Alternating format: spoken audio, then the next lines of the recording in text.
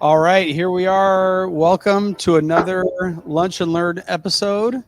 And today we have a 1976 450 SLC, and it has failed smog. So Alex actually has the smog report back there in his hand. Can I see that real quick, please, Alex? So does everybody understand this report? There's this car actually failed for a couple different things. It has a tamper, which means that somebody has modified something. Maybe Felipe might know the exact description. It's not modified, it's tampered. So there's modified, tampered, missing. I think missing and tampered is the same thing, if I'm not mistaken. Yeah, so this car has a tampered secondary air system. We'll go over that a little later. But it has really high, well, it failed because it has high hydrocarbons. That's what failed. Everybody sees that we're reading hydrocarbons, CO as a percentage, and NOx as parts per million. It's run, the first line is 15 miles an hour at 50% on a dynamometer with the sniffer on the tailpipe. The second line is 25 miles an hour at a 25% load with a sniffer on the tailpipe. So then those are the live readings. Um, Maximum so number. what's your CO2? You want to start from the beginning and CO2? What's the CO2 value? Yeah, CO2. Let's just go with the 15. It failed the 15 mile an hour and it barely passed the 25 mile an hour. So we'll just start with it. We'll just do the 15 mile an hour.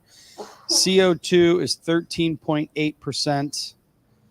The O2 is 2%. The HC is 237 parts per million. 237? Yeah, 237. 237. Yep. The CO is 0.01. So what does 0.01 CO mean on a 1976? Yeah, it's good. Barely got any gasoline going through it. NOx is 257. And just so you could see this, Eric, I texted it to you, a picture of this. Oh, perfect. Perfect. Thank you. Yep. So usually what happens a lot of times, so if you go to smog school, what'll happen is they'll tell you that high hydrocarbons are always going to be a sign of a misfire. And then, sometimes it is and sometimes it isn't, because there's actually a hydrocarbon reduction bed in the cat. So it can be a cat. I started this car. So this car has 210,000 miles on it. It's a 1976.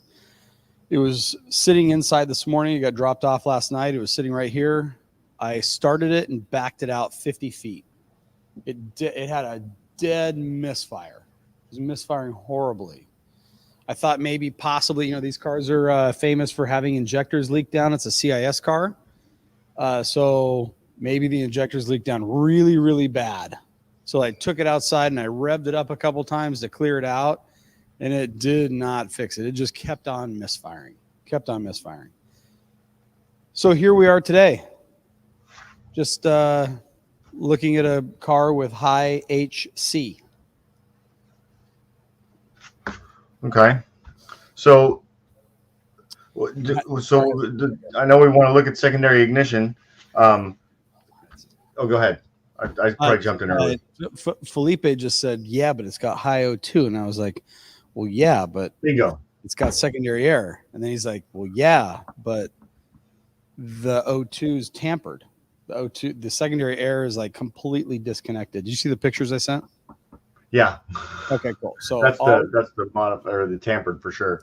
Yeah. So everybody, this class is probably better off if everybody goes around the car.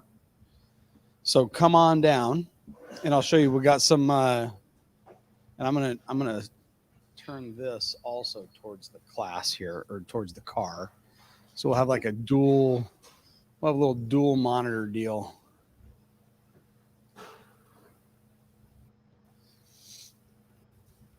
happening. Okay. So over here, I need to turn this volume down on this computer.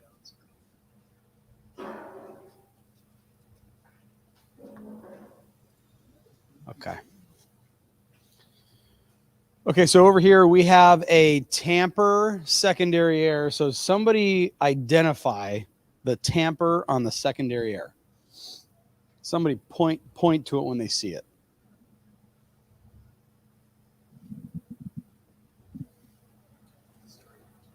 Yeah. So what is that? It's disconnected. But it's also welded. It's got a cap line the exhaust, and it's welded. Yeah, so it's like welded shut. They put a nut on it, and the nut is welded. Okay, cool. So then it went to Smog, and it's weird. So I just found out that somebody like did something with this engine. We're still not exactly sure what they did with the engine. We actually smogged this car back in 2019, and we got it to pass. We never would have passed it like that. It would have been a tamper for sure. So this has happened. The engine rebuilder, whoever it was, they did that to this car, right? So go figure. So now that has to get fixed. But does that explain why we have too much hydrocarbon coming out of the tailpipe?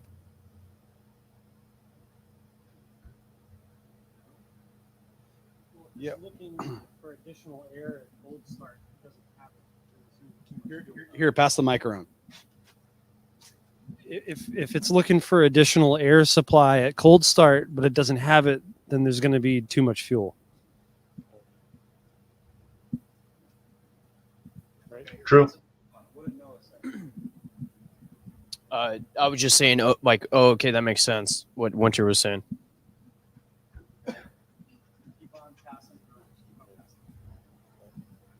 Yeah, it's the same thing. I mean, it's not gonna go because it's taper. It's that taper. It's not gonna go like the when it's cold start. You know, gonna ask you for more fuel. So what is the air injection there for? What's its purpose? Huh? What's the purpose of the air injection? Why is it there? Heat up the cat. Yeah. Okay, so heat up the cat. So does it have anything to do with like high hydrocarbons?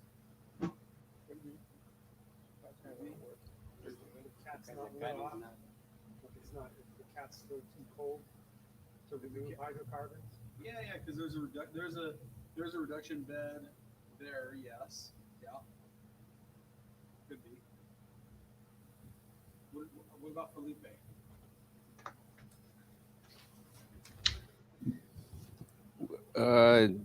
With the O2 being so high, that could introduce your lean misfire, because if you have too much oxygen coming through, it's going to create a misfire that's not metered. And on top of the O2 or CO2 being lean, fuel control, you're not in fuel control. You're not close to lambda. You're too far out. So you need to get back into lambda before you chase anything else.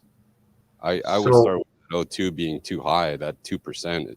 It needs to be under 0.5% for you to trust any of the other numbers. Agreed. So I agree with the volume, but just so you know, I calculated the lambda for this test, and so it's 8% lean at 1550, and it's 9% lean on the 2525. Yeah, I have 1.087. Yeah, at the 15. I call it 8%, but you can call it 9, and then 9.91 on the 25. So let's call it 9%. Just make everybody happy. Okay. 9% lean, but that doesn't account for the 2% oxygen. So something to think about is we have a rough run. and we have 2% oxygen, but we have some combustion quality, right? So CO2, it isn't just horrible. I would like to see it around 15, right? CO2, the higher the CO2, the more efficient the engine is running. So we're at 13.8%. It's not horrible, but it's not great, right? Do you think this 2% could be the misfire? The cylinder that's not contributing? That's one cylinder worth of oxygen? Pumping air out. That's the Yeah. But we can even do that. You know, maybe we can mess with this car and pull a plug wire on a cylinder that isn't misfiring and see if we get 4% oxygen. Yeah, I've never. I think the 2% is the result of the misfire, and then that would also account for some of this HC. That's my opinion, and I think I blew it because I might have let the cat out of the bag early. That's what I'm seeing here. What do you think? Yeah, I agree. The only thing, just to confirm that there's no, because if the exhaust isn't completely sealed, you'll get false air into the air, and that Yeah, gotten that screwed too. But so I True. would just smoke the exhaust and smoke the intake. If I don't have leaks in either side, then I would contribute that 2% coming out of that cylinder. yeah. I mean, we've got something going on as far as, you know, it is a lean mixture. We've got, you know, we'll call it 9%, 9% lean through the entire range. Now, so let's talk about that for a minute. Would a smoke check show me something that's going to be 9% across the entire range?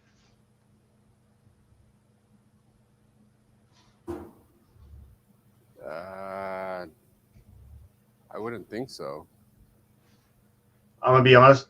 I wouldn't think so either, but I don't know because I don't work on 76 450 SLCs very often. So yeah, I'm with you on doing a smoke check, but typically I would say, you know, if I saw it, you know, lean at idle but not at cruise or higher RPMs, which this is under load. Yeah, Then- this is load. I'd just check again what it was at idle, Yeah, I agree. and then just try to go off idle off of that, and just try to see if you can richen it up with Yeah. the air mixture on the top. So I was just making a point that, you know, sometimes we add some diagnostic routines that aren't really prudent. This case, I would say it probably is because I'm not familiar with the vehicle. So when in doubt, do it. But you know, under load at 9%, we may have a delivery issue. Because what does Lambda tell us? I mean, if it's saying it's 9% lean, does the misfire have any effect on that percentage? No, that percentage is just fuel, whatever's coming into the engine. Right. Does everyone get that or have any questions about that? That Lambda mixture is the same no matter whether it gets burned or not. It doesn't change. The cat heating up and, you know, and reducing hydrocarbons does not change that Lambda value. It is the same no matter what. It's a law of conservation of matter, right? We're not creating or destroying matter, so we're just reconstituting and forming it. So the chemical bonds that go into the combustion mixture, that's the air, and then the firing of it, and it's changing chemical bonding structure doesn't change the mixture in. All of those same components will be the same components going out the exhaust. So that Lambda number is solid. That 9% lean is 9% lean. This misfire has no effect on that 9% lean.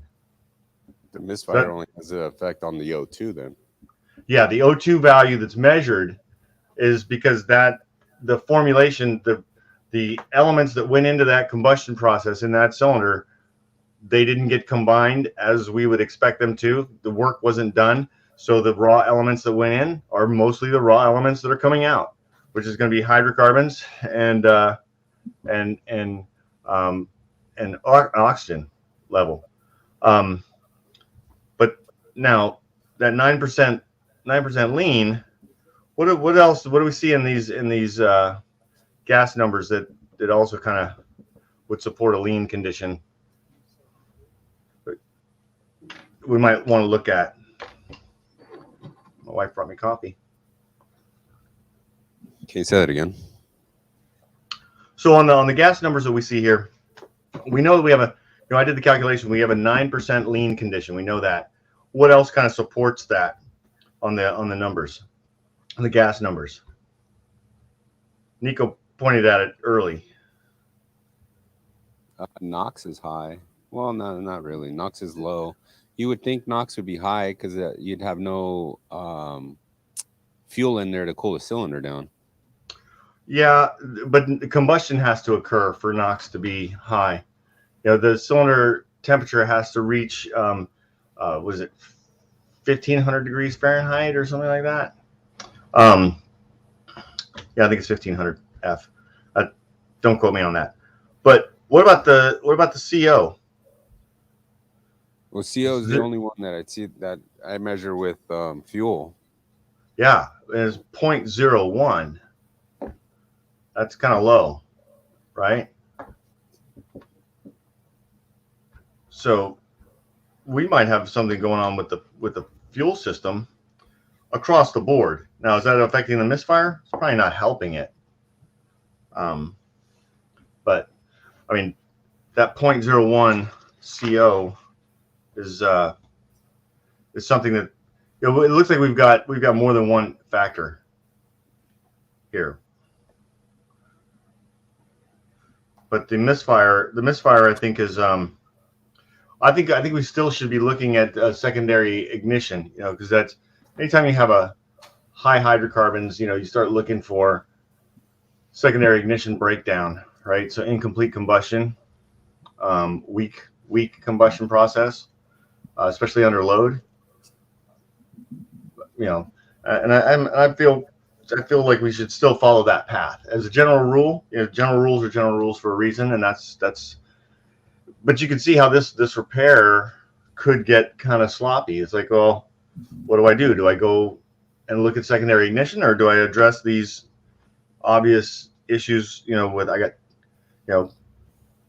I smoke check the thing? Do I look for low fuel pressure or volume? What's the answer there? Anybody got any input?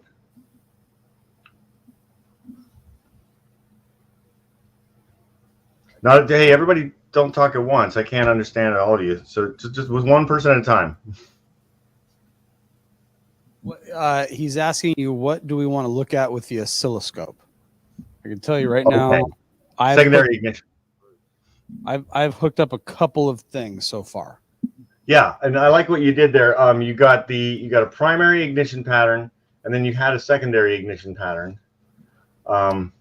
And that's going to change now because I was using the wand, which I guess I shouldn't really be using the wand on this. So then I found the clamp, just that little mini clamp that can go around the actual wire. And then I found cylinder 1, which is on the passenger side. The valve. Oh yeah, it's here. I put this up here for you guys. Boink. Right here. And the valve cover has the firing order on it. Okay. Which is nice. You don't even have to go to ALLDATA or book or anything. Just sitting right there. Do you guys see that on your screen right now? No. Oh. What? On your desktop? Because I minimized your on the desk. Oh yeah, on the desktop. Yeah. Yep. Okay. You see it? Okay. Yep. Okay. Cylinder 1 right front. All right. Cool. And then, so are you triggering off of? So where do you have the C is on what? Is it on the ignition coil output? No. Channel C, which I just turned on, is on cylinder 1 spark plug wire right here. Okay.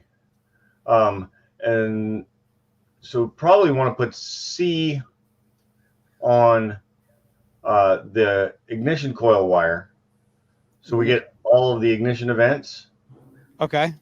and then put a trigger, another clamp type deal on, or leave that one on 1 and just put another one on B, right? Or the Make one- B well, the Well, how about this? Why don't we leave the one that we want to identify by itself with, I only have one clamp and I have Oh. one wand. The wand can easily pick up the coil wire. So we could do B, the ignition coil wire with the wand. And then we can do C on cylinder 1 and then A negative coil, negative wire going to the ignition coil. Okay, so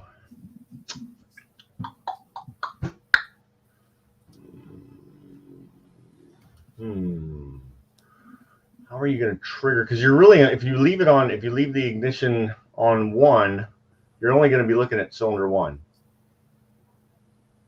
Okay. I was just looking for that as a sync.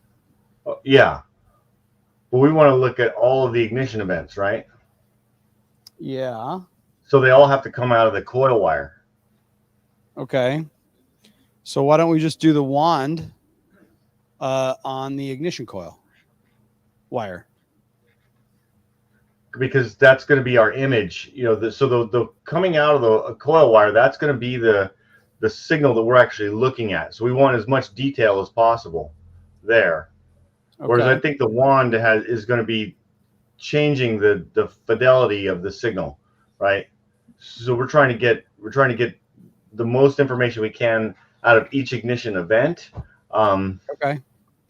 And then, but our trigger can be anything, right? It can be anything. It doesn't have to have a lot of detail, right? So you could even I'm trying to do you have one of those does your kit have an inductive pickup like you would put on for a timing light? The The clamp. yeah, the clamp with the carbon contact. Yeah, so that's the clamp that I just had on number 1, but I could. Oh, that's the one. Yeah, that's the one then. Yes, that's the one. So you want that on the coil? No. I want that on cylinder number 1. I thought you meant. Yeah. No, that's what I put on cylinder. That's what I put on cylinder 1. Okay. So what you should have on the coil wire I know you've got one. I've seen it. Let me see here.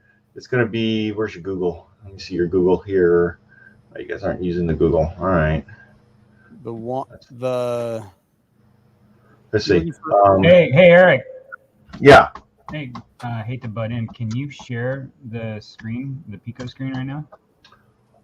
Oh, can I share the Pico screen? You got it. All right. You're not talking about this one, the inductive clamp. Yeah. Oh geez. Hold on. Let me do what. See where I'm at here. I gotta find my show. If it's not. Oh, it's not working. Did I put this on? Or do you see what do you see on your screen over there right now? On the Pico screen, I still see the Mercedes. Okay. Okay, so I need to find me over here, which is going to be this guy, right? And this is it. Oh, okay. I see where I'm at. I'm streaming. Okay, now I can do it. I share. Okay, present, share screen. Yeah. Okay, got it. And then it's going to be window. We're going to share that. Okay, and then I'm going to share that. Boom. Okay, I'm sharing that now. Do you see it? Awesome. Yeah, okay. Now you see the Pico? Okay, perfect. All right. So what I was doing is you should have a oh, I can see you, Nico, actually. So hold up what you have in the kit.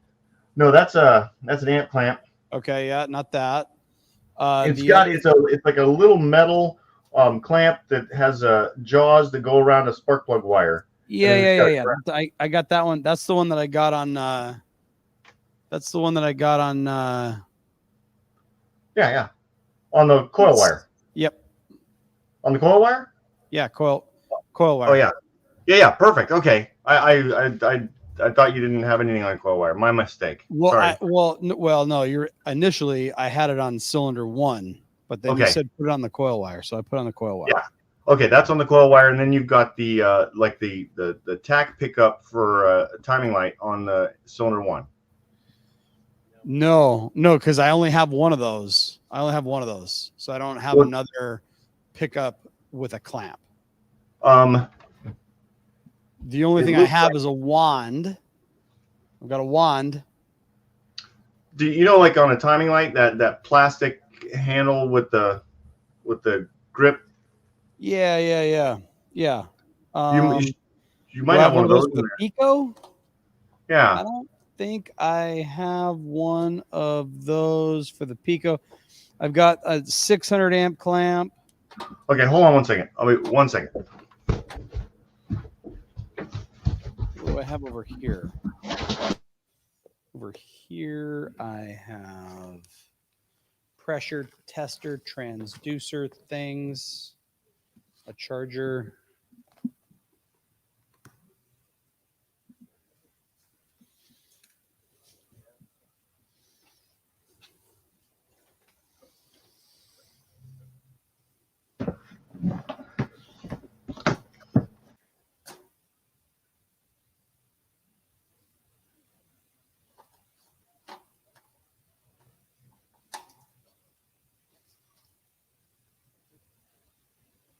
It's actually a good thing to check too.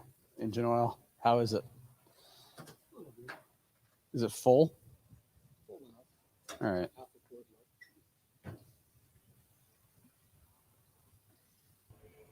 We lost Eric.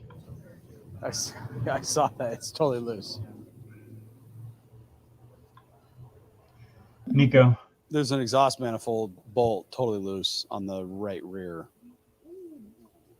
hey Nico, we About ready to lost blow the Eric. gasket. How come you can't hear me?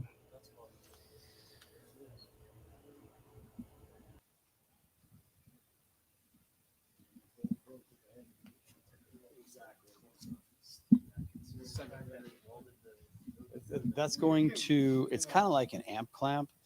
It's going to see how much amperage is flowing through this alligator clip. It's still there, yeah. It's still there. It's welded the front of the nut. It's like, yeah, it's like, On the no, thread. it's like You steel, unthread that. stamped steel, little Yeah. piece of shit, little clip thingy.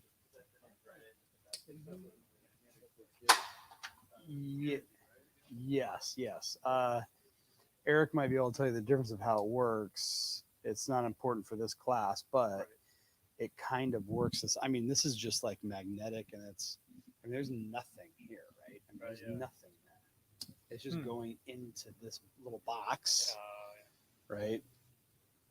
Are you putting it on a specific wire or just any wire? Well, right now that's going on the coil wire, so that's going on this wire.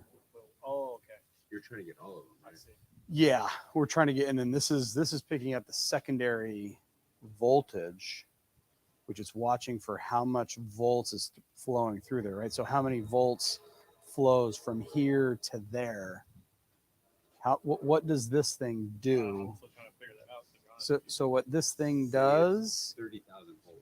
yeah, it takes your 12 volt. Look, so see these two Oh, little it's just like wires a- going? Like a regulator? No. A coil. A coil is rounded up bunch of fucking wires, right? And you have 12 volts coming in, and you have a ground. The ground is what's commanded. Right. Once the 12 volts is coming in, it fucking just loads that coil with a lot of fucking energy. And as soon as that ground hits, then it shoots out all the fucking energy to here. And then that distributes it, whatever it distribute. Okay. See the carbon dust right there? What if they're like cuss? Yeah, it could. That's like could be old sparkle wire. school shit Yeah, too. it could be sparkle wires. Could be. They're like firing- Once you get it running, the way you can check them, Where you at? Where you at? Where you at? Mm-hmm. see if they start running. Okay, it's right here. Okay. Okay, I got your number. Okay. 760.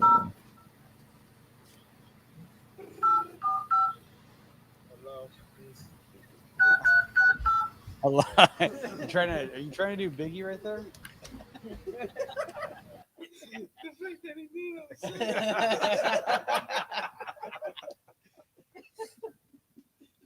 I'm going. What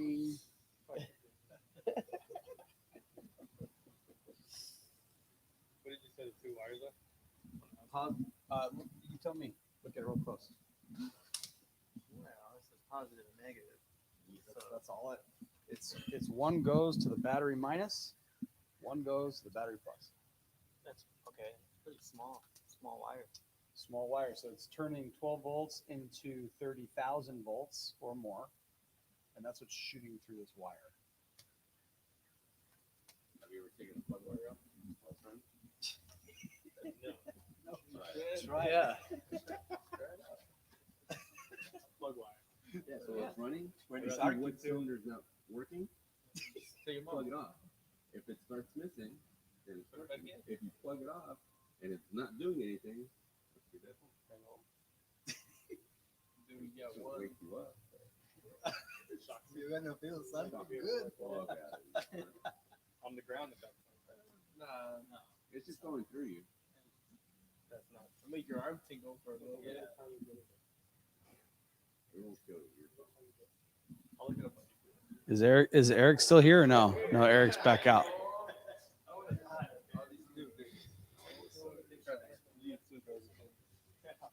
That should Just be a that we're class not right very there. good conductors. You should be Uh, showing that voltages, don't be old shit. From the new shit. So what we're gonna do, I know Eric's having technical difficulties right now. But what we're gonna do is on B here. What are we gonna do on channel B? We're gonna turn this guy on. We're gonna turn that on to there. Hey, what's happening? You're ways quicker than a couple hours, dude. Oh, I know. I hate to tell people I'll be right there, and then I'm 2 hours later. Yeah, no. Here, we're right in the middle of this. Why don't I give you? So where's that? Well, it's a tenant. His name's JD. His phone number's that. Okay. Here, why don't you call it here? I'm gonna call him right now. Shit. Eric. I am in. I'm back. Okay. Yeah, we got you. All right. Thanks. Sorry about that. I knocked the camera out when I grabbed my Pico. Okay. So hey, Eric, I was just gonna do. Yes. Hey, JD. Hey, this is Nico. Hey, good. How are you? Can you let the plumber in? He's here. He's here downstairs.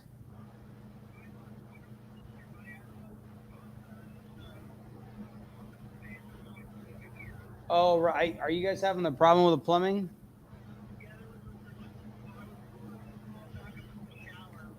Got it.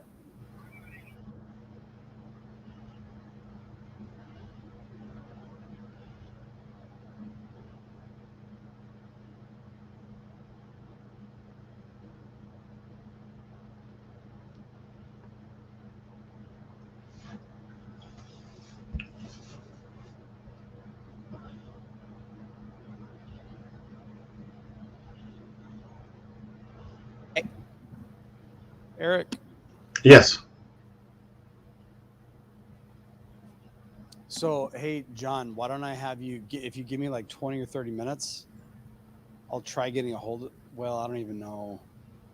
I'm going to have to call her back because we just need to go into it. It's in the upstairs. It's in one of the upstairs units. But I don't have, I need to go find the keys. I got to get authorization to go in there, blah, blah, blah. All right. Recall. Okay. Sounds good. Thank you. Sorry that didn't work out right this second. Eric, do you think you think we should use the wand? All we have is the wand. Let's do it. That's what we got. Let's put it on number one.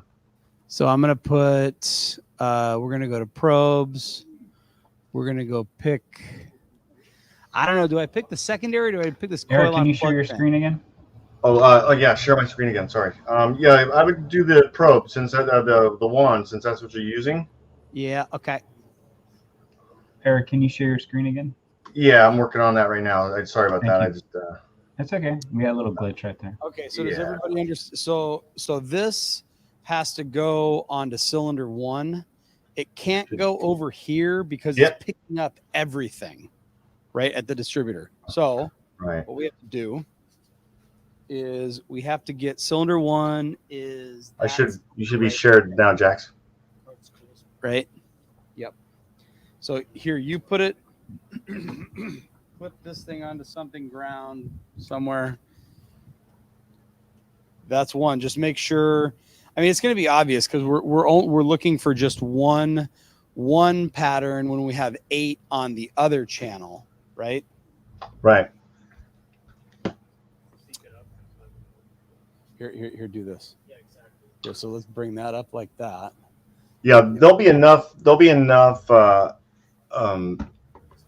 electromagnetic field from a wire that wand will pick it up pretty easily, and put a pretty distinct marker on there for a trigger, and then we'll just trigger off of that.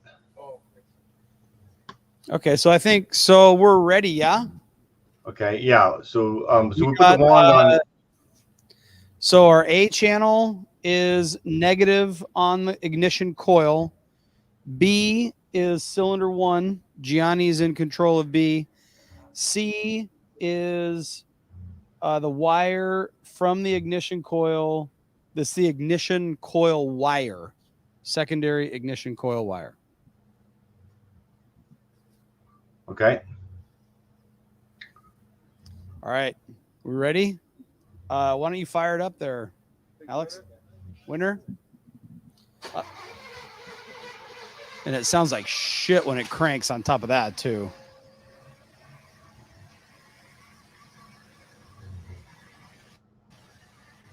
Red line.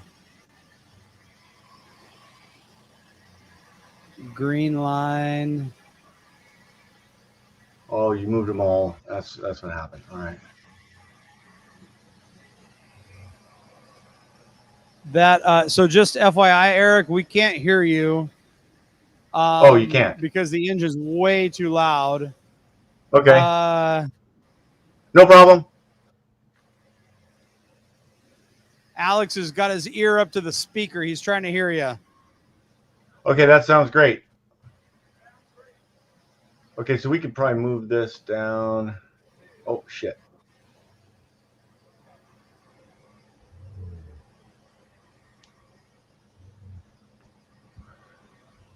We can probably reverse that red, like flip. Maybe we need to flip that to negative or minus. Here, let's go like this. Or wait, were you doing something? No. No, that's fine.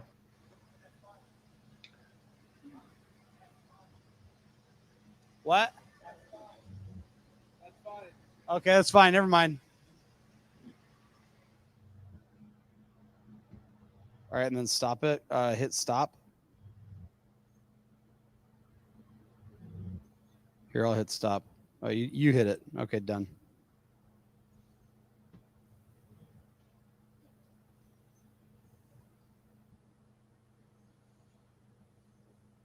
All right, who's going to zoom? All right, let's go.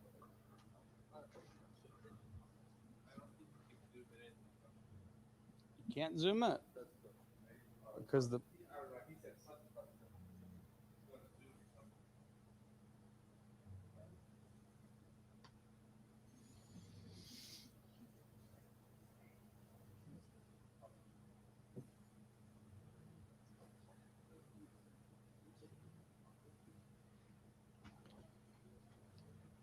All right. So you guys can hear me now, right? Yeah, we can hear you. Okay.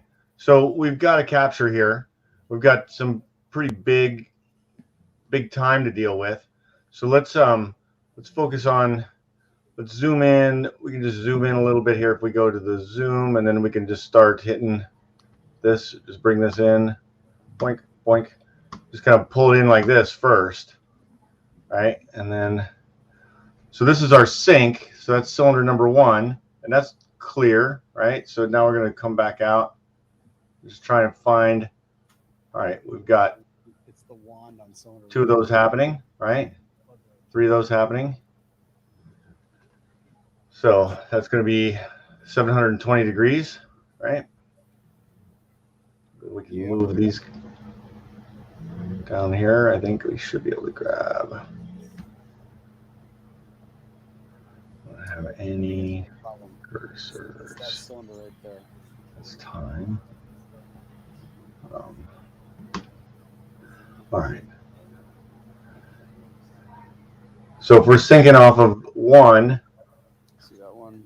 that's going to be 5, The red line is 4, 154. 154. 5, 4, 8, 6, 3. Cylinder 3, 7, 2. All right. So we want to get just one rotation here. We'll just so we can zoom in a little more. Move this over a little bit. Get the whole thing on there. Come on, no whammies. Get there. Oh man, we got it. There it is. Move this thing out of the way. All right, cool. There it is. So, One. and did you have an amp clamp? Were you going to current ramp? 6372. A clamp. We got an amp clamp. Yeah. Oh, I think initially when we talked, you said you were going to current ramp, which you only have 1 coil, so the saturation would have been. Oh, we didn't do that. Yeah, but that's fine. But it would have. I wanted to do that, but I forgot. Okay. All right. So what do we got? We've got green is our secondary ignition, right? And A is our primary. Do you guys have a? A You is got primary. B is secondary ignition 1. okay. C is secondary ignition coil wire. Right. Yeah. Okay. It's reading in kV. Okay. Yeah. Okay, but A is basically your primary. Right. Yeah, correct. A is the primary, and I have a 20-to-1 attenuator on there. That's why it's at 200 volts. Nice. And it's actually going. It's actually a good thing I did it because this is a 100-volt scope, and it's going up to 130, 100 past 136, 140. Yeah, you were a little bit in jeopardy there had you not been using an attenuator. Yeah. So here's something that's kind of interesting that I'm going to just bring this in as a note. You know, when we're looking at coil over plug cars, right? This is obviously we get a single coil and it's a distributor ignition, so it's a little easier to see primary and secondary. On coil over plug cars, we don't really have an opportunity to look at the secondary ignition pattern, right? But on coil over plug cars that allow you to pick up the primary trigger, you can look at the primary ignition pattern, which should model the secondary ignition pattern, right? Because it's the potential across the spark gap. It's just at a lower, because of the windings of the coil, we have a lower induced voltage through that circuit. So you're going to have basically a miniature secondary ignition pattern. And if you look at here, that kind of proves out right here on the screen. If you look at, you look at blue, which is 200 volt scale, and you look at green, which is 100,000 volt scale, and look at the detail. I would say that is a match. So it's just one of those things that I like to. I trust things once I've seen it and verified it, and I've seen it for myself and I understand. So now you can feel pretty confident, especially like BMW does. They have a live primary pickup. Volkswagen, Audi guys, you're gonna have a 5 volt little. So you're gonna have to extend the cable up. But just a side note that this is pretty cool to verify that and see that here. So let's take a look at what we've got. It looks like, where's our problem cylinder. Does anyone want to throw in the problem cylinder? Which one's the problem? Number 3. Alex wants to disconnect the log. Well, Can we move? I'm going to move this down a little bit. Move that guy. Come on, all guy. right. So here's your firing order is 154.86372. Well, 3, because I just went from the back. And 2-7. That's 2-7. 3. 7. 1, 5, Daniel, which one's the problem? Is it? 3. What? Why? Why is that one the problem?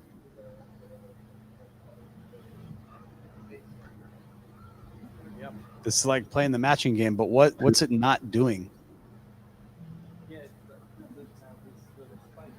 The little straight line.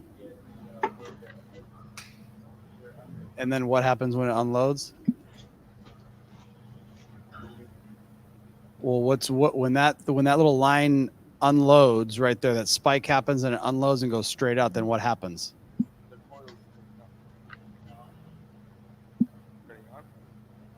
No, the coil got turned on. The coil started saturating way behind this big line.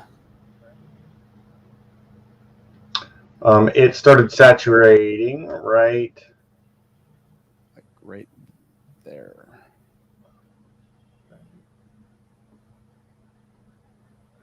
there it is. Oh, there. Okay. So what does that where Eric just put that right there? See how it lines up perfectly with the blue and the green line, and see how it goes. It goes down to ground. What is happening to the coil right then and there? It's on every single car today still. It's not just this one because it has one coil on it. So when it starts to charge back up? Yes. Yes. So on this if this was a points system, points and condenser, that would be where the points are open or closed? Closed. He said closed. Yes, closed. Okay. So the points close, and during that time, what's happening? You've got potential. So we've got a negative voltage here, right? It's going below 0. So you've got potential there, and it's ramping up. So that is the difference between the two probes. So it's a negative voltage because you've got some storage capacity. Essentially, you're loading up that coil. So it is going to ramp up. So it drops, and then it loads up to the point where it is then fully charged, right? And then so that's your primary side of the coil saturating, which is dwell. That's your dwell time. The time the points are closed, or the storage phase, if you will, closed, charge up the primary, right? Getting ready for an induced voltage into the secondary when they open again. When they open, field collapses. Put that Pico back on, please. And then where does the points are opening, or the end of the dwell time point right there, right?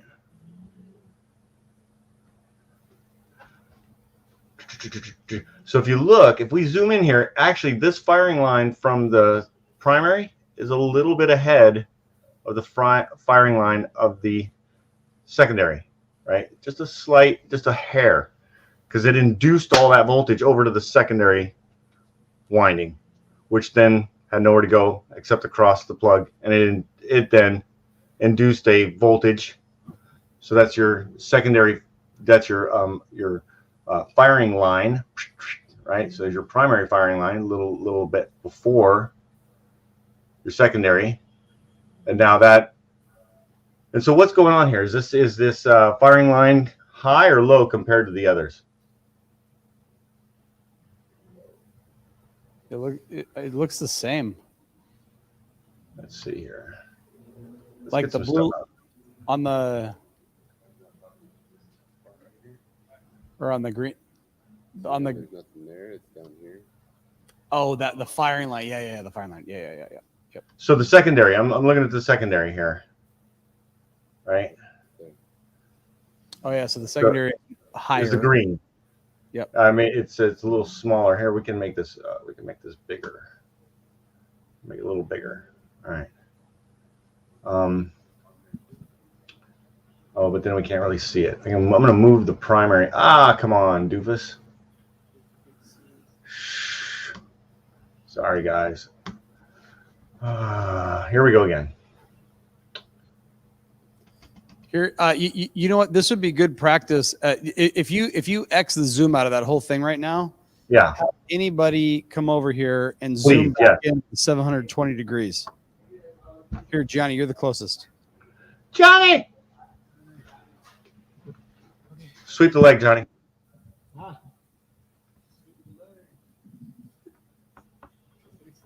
Wait, so while he's doing that, can you explain to me, this is Alex speaking, can you explain to me what the first big spike is and then the following second smaller spike? Okay. Are you, when you're talking about the spike, so the first big spike and then is your firing line, that is the induced voltage that is jumping across the spark plug gap.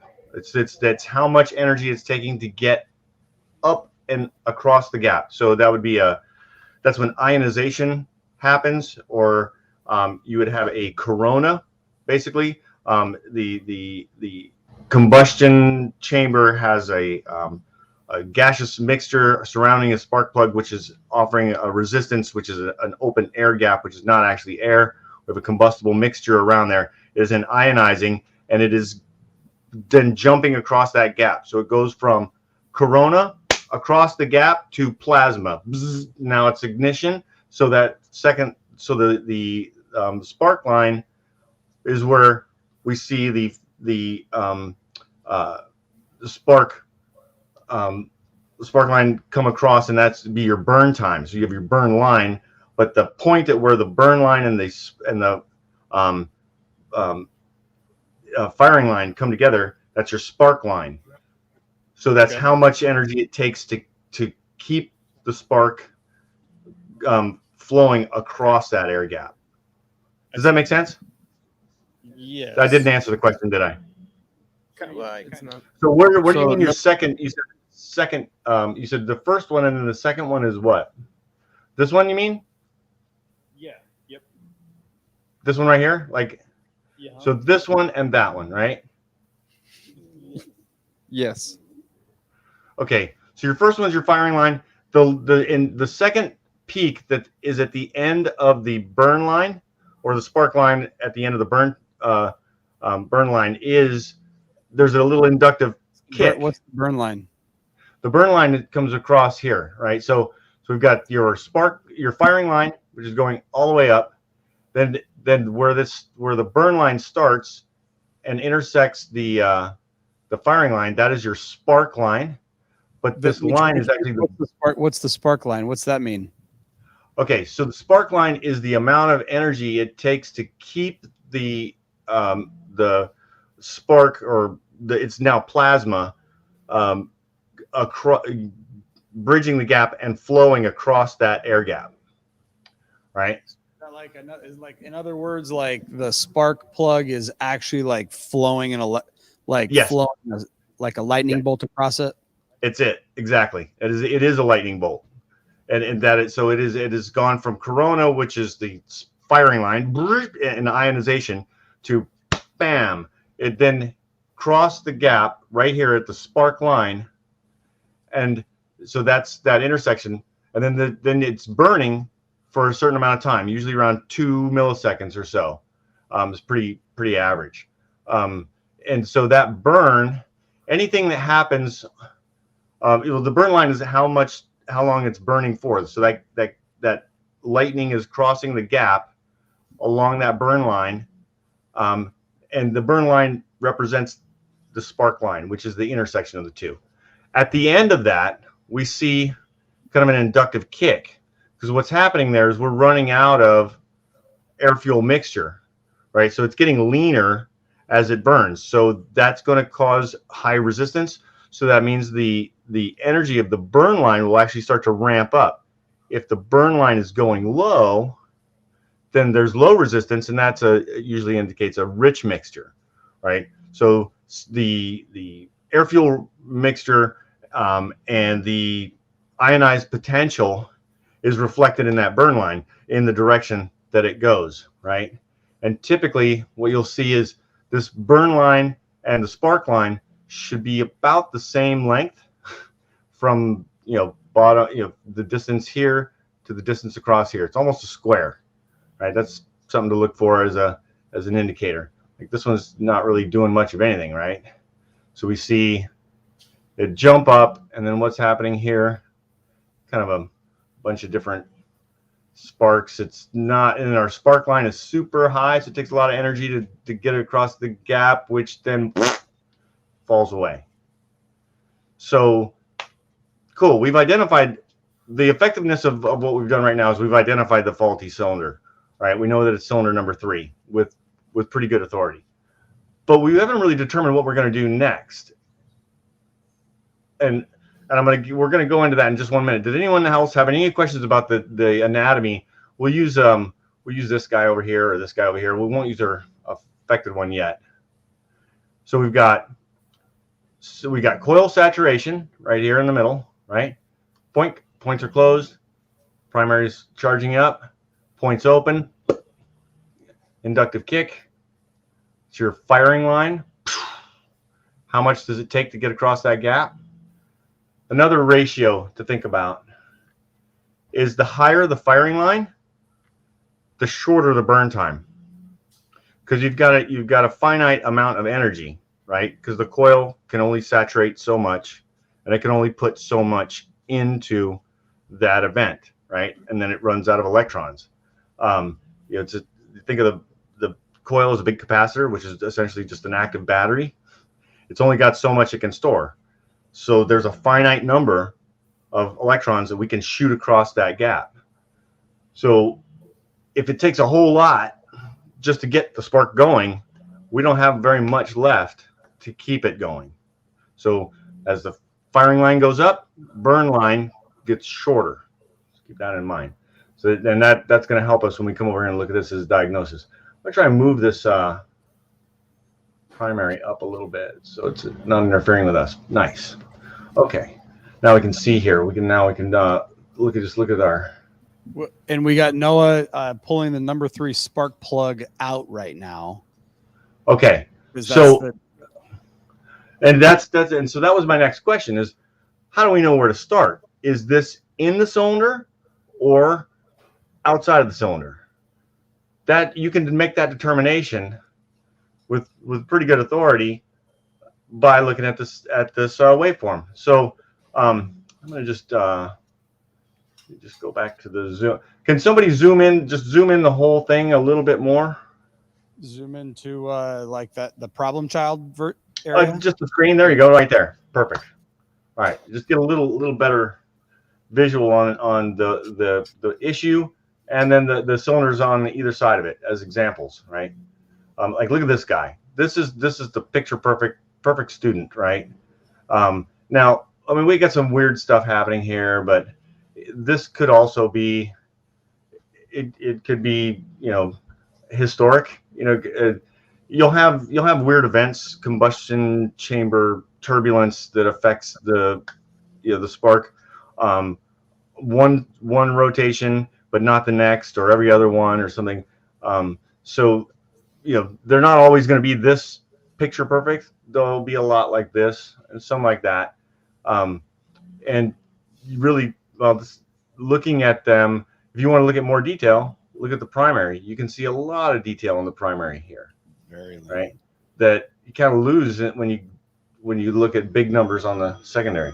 Get out of here. Leave me alone. All right. So look at these.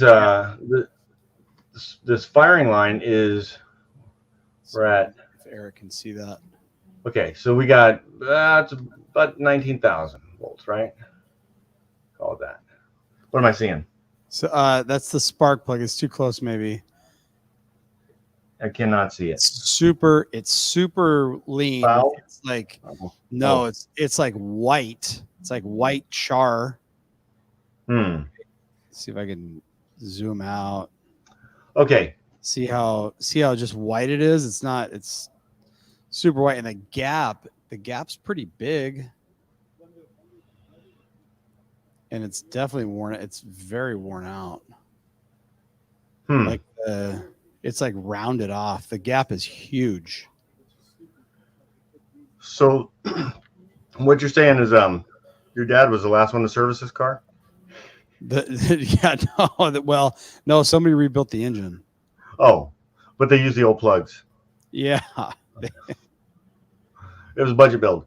All right, so I just want to throw something in here real quick for, we went and jumped in there, and this is kind of where that whole thinking is the antithesis of action sometimes. We identified cylinder number 3, and now we're going forward. Boom, and we pulled the plug out, right? Before I could get into, hey, look at this. So I just want to put up some rules here. I'm going to use this picture perfect guy right here.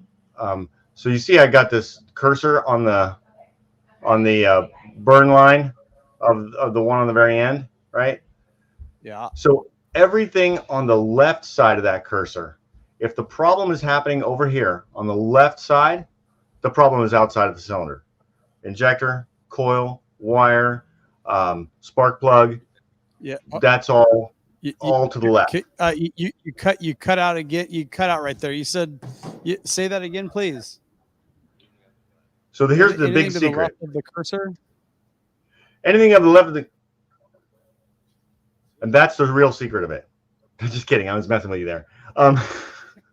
So yeah, everything to the left of everything of the left of that cursor is, if you have a malfunction like we have over here, it's obviously outside of the combustion chamber. It's not a problem in the combustion chamber. But if you have it breaking down over on the right side, then that's something that's in the combustion chamber. That'd be leaking valves, turbulence, compression leakage, low compression. All of that would be, on the right side of that cursor. So you take your burn line, cut it in half, and then make your call. Is it to the left or is it to the right? If it's to the left, I'm looking for external inputs. That's fuel injector delivery, fuel delivery, spark plug, wire, coil. And since you have one coil and it's not affecting all the others, so we can eliminate the coil, right? But you can start just knocking stuff off the list. Spark plug's probably a great place to start, since we know that it's external of the combustion chamber. It's not a problem inside the combustion chamber. And based on that, we can start to look at the quality of the. So somebody said something about a cylinder that was scored, but it'll be okay for now. It'll be all right for a while, which is yeah. Derek came out and said, whoever rebuilt it or refurbed it was the quote unquote. It had a scored cylinder, but it'll be okay for now. Just run it. Right, just like those spark plugs. Yeah, probably the same guy who welded the secondary air shut and said that it'll still pass smog. I don't know. Well, it would have if that damn hose would have stayed on there, but it built up pressure and popped itself off because there was no place to go. Yeah. So he says there's a scored cylinder. Well, if it's going to be affecting the combustion quality, we would be able to see that in our secondary or our primary ignition, right? Because it would show a disturbance on the latter half of the burn line. So if you're looking for mechanical defects, whether it be burnt valves or low compression or something to that effect, when you're looking at the ignition pattern, everything from the middle of the burn line out, to the right. Which on this car, if you zoom back in to 720 degrees, that to the right side of the burn line is almost different on every single one of these. It is. That's what we're going to go and take a look at too. Some of them So if who's manning the Zoom? No, Gianni was. Gianni. Okay, so let's get somebody else in there. Somebody else zoom in for me. So Jose, zoom in. No way, Jose. No way, no way, Jose. Zoom it up.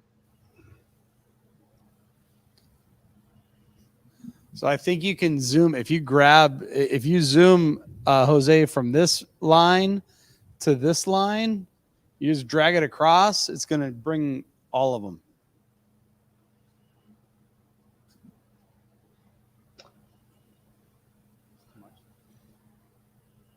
Do the line do the line where you drag it and click and drag it.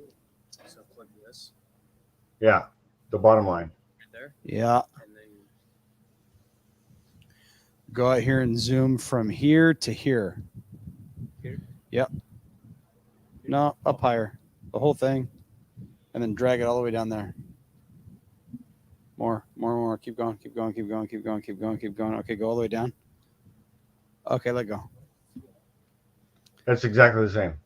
That's Nice. better because I think you got that. I think that from there to there, yeah. yeah. Here, how about this? There to Wait, no, there. it's just See this plus? Yeah. Yeah. Hit the play. Yeah. Yeah. He's got it. All right. We want to go a little more. Then we'll move it over.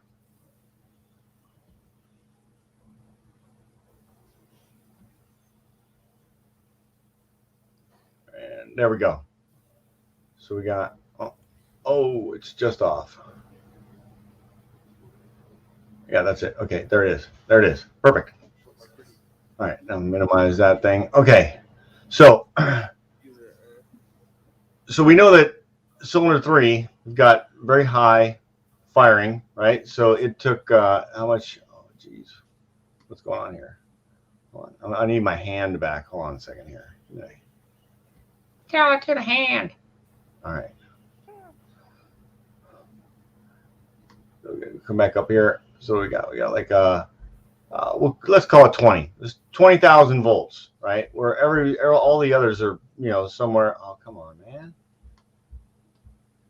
There's somewhere down here in the somewhere around 13-ish, right? So we're looking at 7,000 extra volts to get across this get across that spark gap, which means that 7,000 extra volts, what did that do to our spark line and firing line? Well, our burn line. It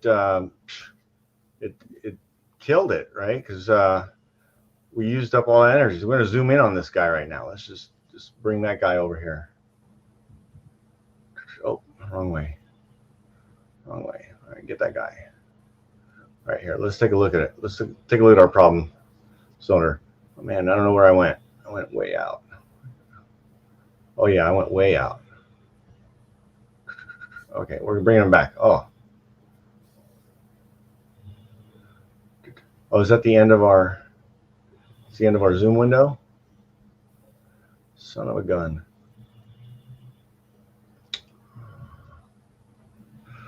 Let's see here. Let's come out a little bit. There we go. Let's take this. All right. So look, our firing line went way up, and the spark line, man, I wish we could zoom that just a little bit more to get. I'm going to go with this guy.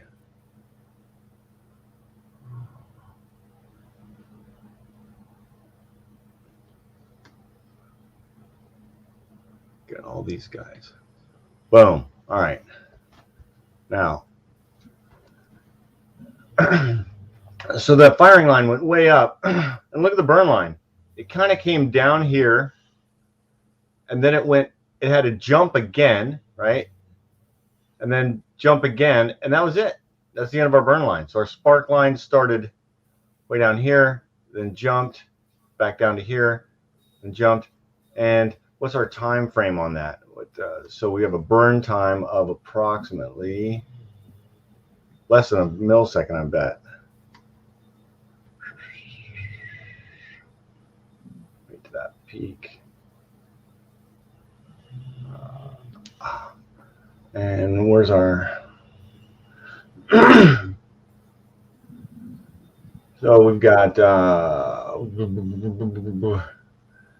So yeah, 227 microseconds, right?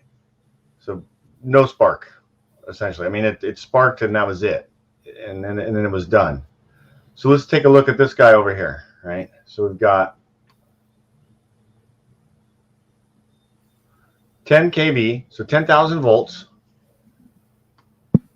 Our spark line starts at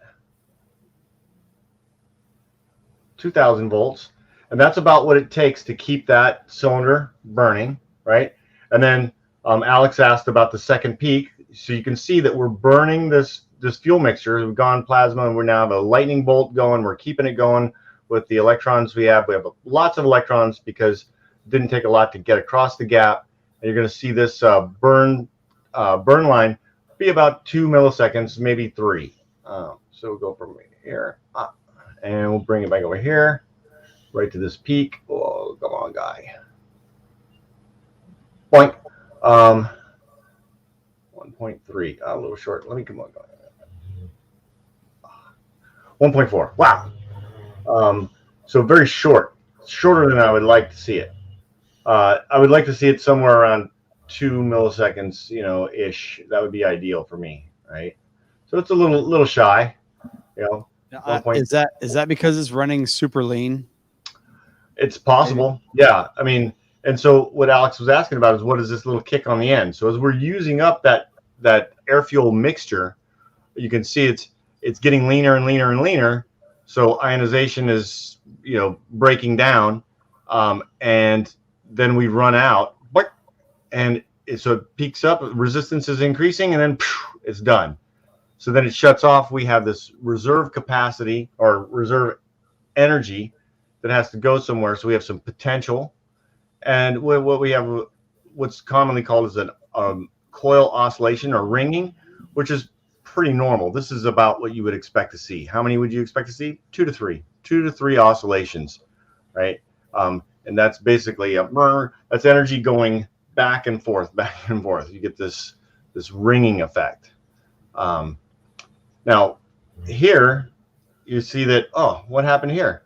Well, what's going on right here? Anyone tell me what's happening over here?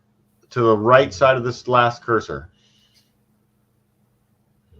So it kind of rang a little bit, and then what? What's happening here to here? It did what? So the coil, our burn line, it rung out, and then what happened? And then it started to charge again. Exactly. Right. So we start to load the primary for our problem cylinder. So we can just take a look at, and what is this? What is it? If we were going to measure this value here, what is this measurement?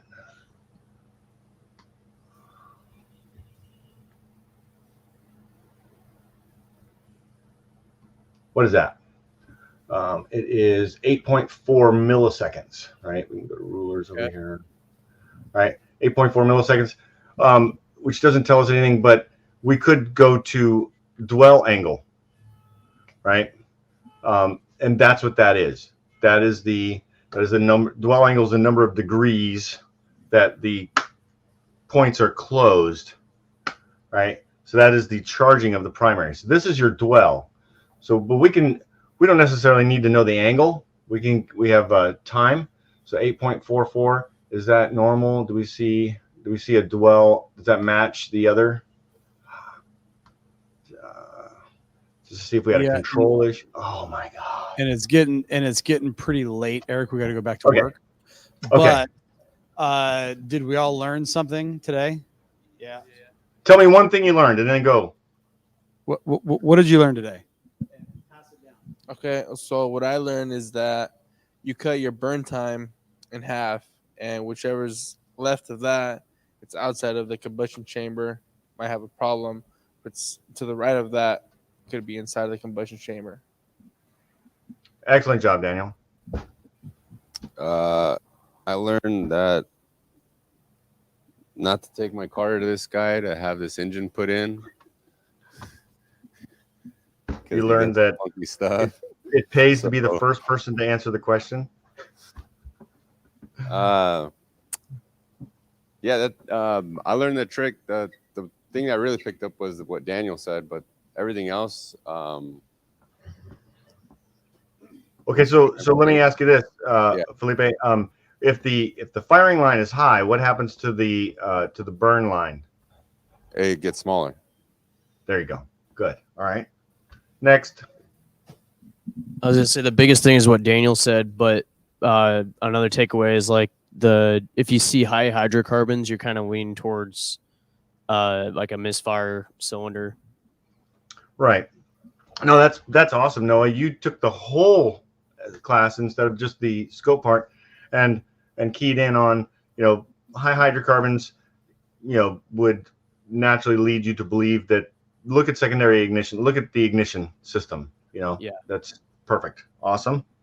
I was going to point out too, on the same thing on the emissions results. I didn't know about the oxygen content coming out the pipe being 2%, like really high. I didn't know that. So now you guys were saying somewhere like want to float around like 5.5 or half. I don't know, or half. Yeah. So like I thought that was cool. Yeah, 0.5% is like I didn't know about max. the oxygen sensor. I didn't know about the high the secondary air. So that's a good point over there. I mean, and especially you have to try to read all the information before you take the car. So that means you had a guy to go here, and start. So Jose, that's good. You picked up on the secondary air. I mean, the easiest way to think about it is think about the catalyst as like an oxyacetylene torch, right? We've got all this extra fuel coming through on a rich mixture, and we're just adding a little bit of oxygen to light it off. That's the easiest way to think about that. All right. A takeaway that I got was the lambda reading, how it doesn't really matter or it doesn't really change because the chemical composition inside the cylinder is going to be read the same with the lambda, which I thought exactly was interesting. Yeah. And then that's based on the scientific law, the law of conservation of matter. So we can't create or destroy matter. So we're just changing its formulation. It's what it's blending with, but the base elements are the base elements. So lambda is not going to be affected by catalyst, and that's one thing that's where you want to really watch it, because people will tell you, oh well, the catalyst could be affecting your lambda. No, it's not at all. Well, maybe a little bit. No, not at all. Is that it? Is that everybody answered the question? Don't reuse worn spark plugs. Oh, come on, Winter. You're so much better than that, buddy. No, using the burn line to diagnose, external or internal, ignition, malfunctions. It's pretty interesting. Yeah, and then that goes a little further too, where you look at the spark line, that intersection of the burn line to the firing line, what its value is and how high it is compared to the burn line, that square, and so you can get into some pretty good nuance there. And then Alex, did I already get Alex? Yeah. Okay. So, and don't forget about the lean kick, right? So looking at the burn line, if it's rising, the burn line is rising as it goes, then it's getting leaner. And if it's dropping off, then that's a rich mixture, right? If it's dropping off, it usually is longer and dropping off, but we're running out of energy, but it's a rich mixture. Okay, and so to tie all this in, we have high hydrocarbons that failed the car. So that hydrocarbon is just raw gasoline, right? The spark plug looks like it's too lean. The lambda reading just says that it's 8 or 9% lean, but the spark plug looks like it's 100% lean. But so then I'm thinking like, well, maybe this is worn out. But maybe it's a fuel injector not pumping, but the fuel injector is pumping because there's too much hydrocarbon flowing out the tailpipe, right? So we know we have fuel. We took a spark plug out and inspected. It's for sure bad. We're going to start with plugs. What about the wires? Jose just said. That's so that would you would see that in that firing line, right? High, high resistance, more kV, right? One of the other tests that we didn't do because we just did an idle test is a snap throttle, because sometimes you'll have like you'll have a shorted or a bad plug wire, and that's really going to show up on snap throttle where combustion chamber pressures increase and puts more of a load on the secondary ignition. You start to see things break down quite a bit more, and it gives you a little more detail. So if you wanted to, we'll go ahead and do a snap throttle. You guys go back to work. We'll do a snap throttle, and then we'll leave that for homework analysis, and then we should come back and revisit that maybe later in the week if you want. Cool. All right. Thank you, Eric. Oh, you got to put the plug back in because that's good. Oh, and that's the other thing. Oh, thank you guys. Yeah, you guys can go to work. I'm going to hang out for a second. That's the other thing is we could unplug one of, once it's running again, unplug one of the other plug wires and see if we have a gas analyzer hooked up to it, look at the percentage of oxygen that's been introduced. But what I would want to see is the additional hydrocarbons. So that would tell you, if we have some hydrocarbons coming out of there, but do we have enough for like a complete misfire, right? So if we unplug cylinder number 3 and look at the hydrocarbons, then what's coming out of the tailpipe, and then I guess I could go hook up we could go hook up I can turn on the machine, but then it takes like 20 minutes to warm up. Yep. Yeah, no, I don't have to wait for that, but I was just saying that you could and do your baseline with the misfire. How much hydrocarbons do you have under the conditions, and then unplug it and then see the increase. So that's your total hydrocarbons introduced into that cylinder, and then what's the ratio that's actually being used. And I think you'll find that it's probably just barely enough to promote some kind of combustion, and then put it back together, clear it out, and then pull a plug wire on a good cylinder and look at how much hydrocarbons are coming out for that cylinder and compare the two.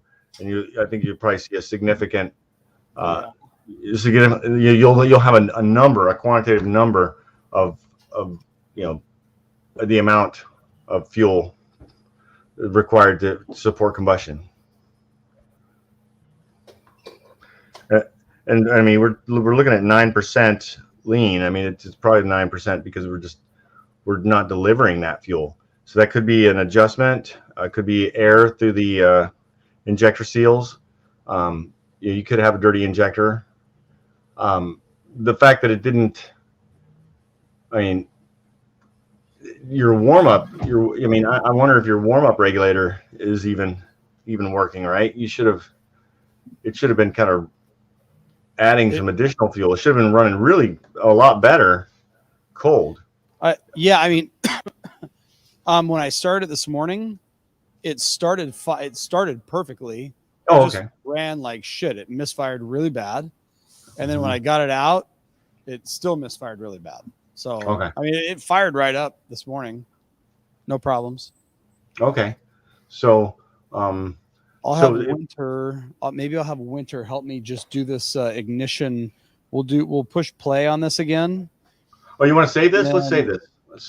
Or you can snap it. I'm just gonna hold it to number 1. Hold on, let me make sure this is good. We're just gonna go. So I'm just gonna save this real quick. I just did. I just saved it. You did. Okay. I saved it. Perfect. Hold on. Let me get my let me get the wand ready here.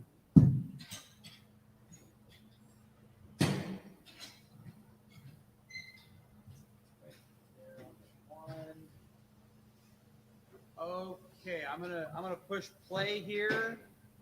All right, I'm gonna push play here, and then Winter can fire it up, and then that's it. Yeah, hold on. All right, fire it up.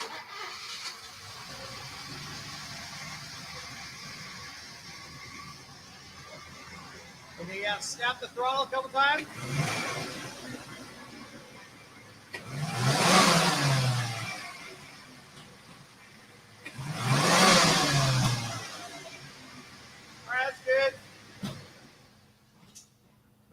Stop. Okay. All right. It's stopped.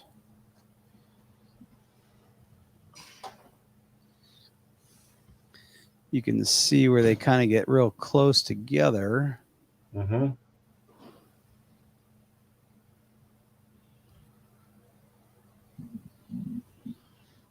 So could that's see. so we get a little bit. So right here we get a little snap, right? We get a little one there. One over here, Yeah. One right there. and then I got a good one right here, Yeah. and then it kind of and then one at the very end. All right, cool. Yeah. So that'll be homework. You want to save that? Yep. Snap throttle. Save that. Yeah. And then email that over to me. I want to take a look. Okay. That was cool. Yeah.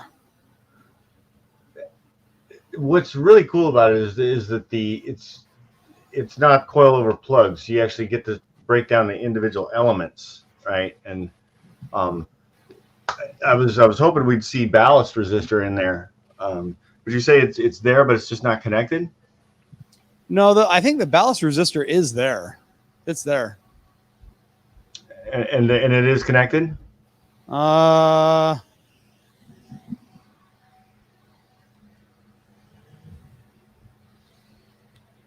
Yeah. I see two. There's two ballast resistors. One of them just has like one wire going in and out. The other one has two wires going in and two wires going out, and they're all connected. Okay. All right. So yeah. All right. Cool. Thank you, Eric. Thank you. Back off to work.